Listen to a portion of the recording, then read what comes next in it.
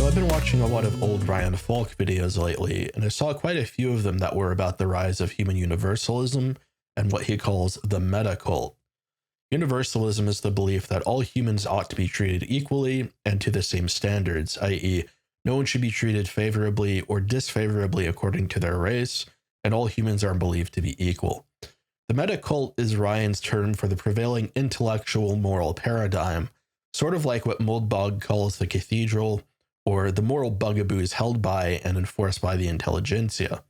Like any cult, the meta cult holds its doctrine to be infallible, incontrovertible, and enforces it with group shaming tactics and indoctrination.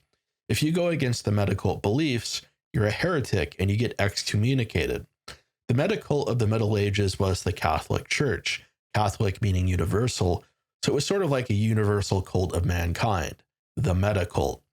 Obviously, the modern meta cult is what we call Wokism or cultural Marxism, the obstinate and positive belief in human equality, egalitarianism, and the equality of all human identities. Again, this is a universal cult of mankind. It's supposed to be the total truth of what humanity is, equal, without meaningful physiological variation, and capable of being held to a universal standard of education, conduct, and development. If you go against wokeism, you're a heretic or a quote-unquote racist. You lose your job and get kicked out of school or banned on Twitter, or in other words, you get excommunicated. Ryan pinned the rise of universalism partly on Christianity, but not completely, as he still pointed out that religious people today seem to be mostly conservative or inegalitarian.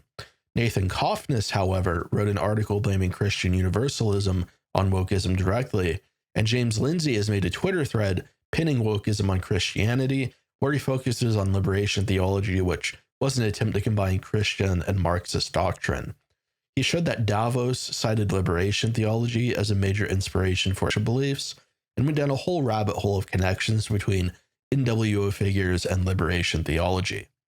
My question for Cofnas and Lindsay, however, is what exactly in Christian doctrine would necessitate human universalism, and what evidence is there from history that Christianity has been behind the rise of egalitarian belief?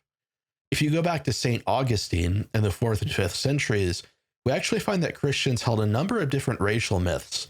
They believed that Jews were born with horns or born with hands attached to their heads that required surgical removal.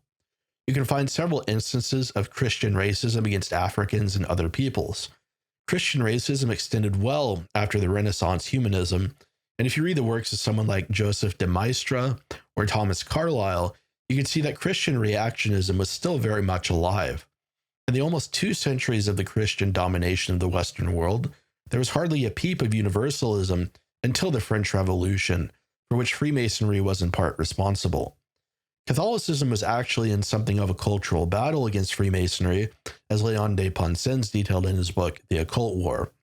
It was the monarchies and kingdoms of places like Italy against Universalist Freemasons trying to create unified civic nations under a humanist banner.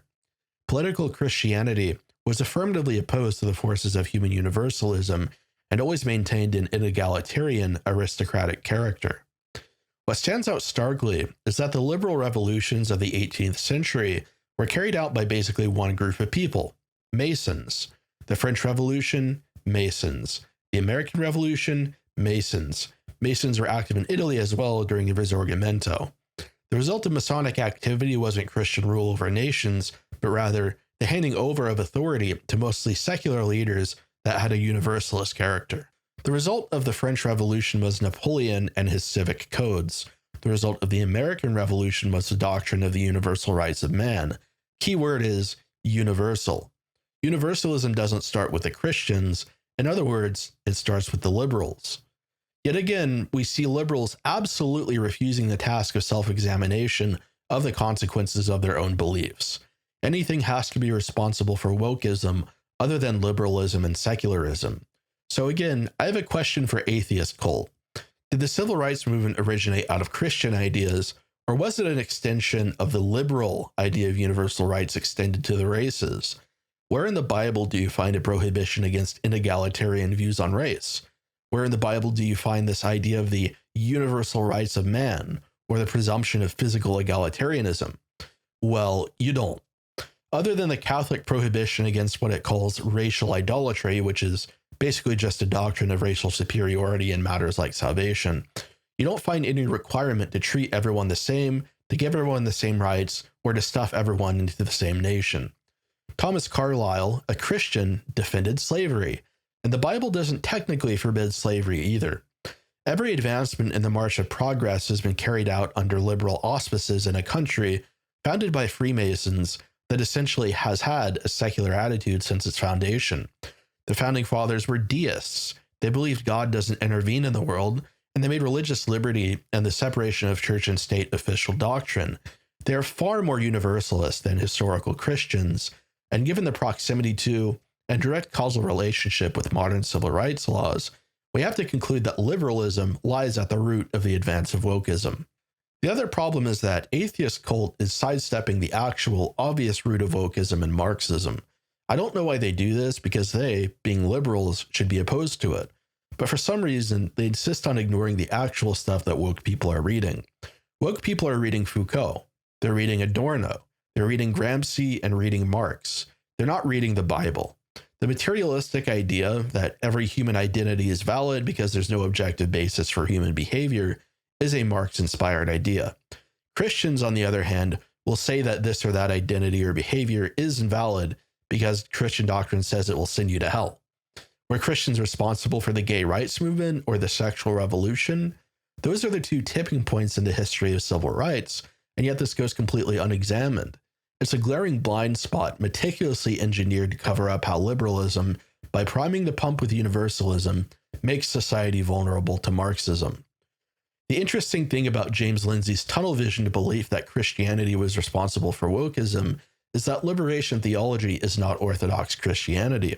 It's a semi-secular revision of Christianity to update it to the modern Marxist world, kind of like an equivalent to Reform Judaism. It was the result of a guy smashing together Christianity and Marxism to the detriment of the former. People like Lord Soros are not hyper-Christian guys. They're very worldly and focused on finance. And also, they aren't really practicing the whole apostolic poverty thing. They are hyper-liberal, secular people with a romantic, secular vision of industrial development and world equality.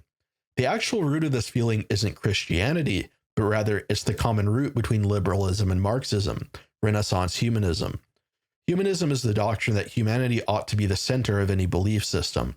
Christianity calls upon us to consider God, to consider the laws of the universe and of morality when we make decisions, but humanism only asks us to consider the benefit of universal humanity. Now, early on, humanism grew up in a Christian setting and was foundational on a belief in bringing salvation universally to all of men, but it quickly became secularized into what we know today as liberalism. Most people who call themselves humanists today are secular liberals and/or egalitarians, basically atheist cult.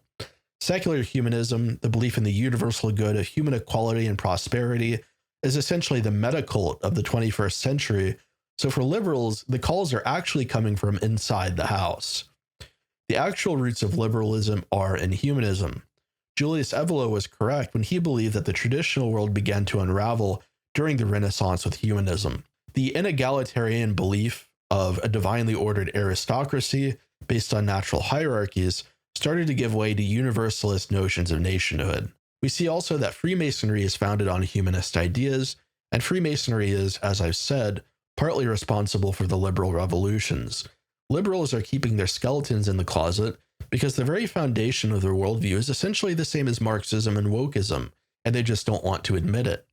I'm still waiting for an honest liberal who recognizes this, because really this recent trend of quote-unquote reactionary liberals who like technical and industrial advancement, but who don't like the universalist consequences of humanist progress is really getting on my nerves. You can't have your cake and eat it too. If you like progress, then you have to accept the consequences of doing away with the traditional world and its morality. You can't stop on the slippery slope. You have to keep going until you reach the bottom. What basis is there for liberals to say, we only need a little bit of liberalism? Liberalism is a total ideology. Either man is universal or it's not. Man is equal or it's not. Rights are equal or they're not. Stop playing dumb games because you're going to keep winning stupid prizes.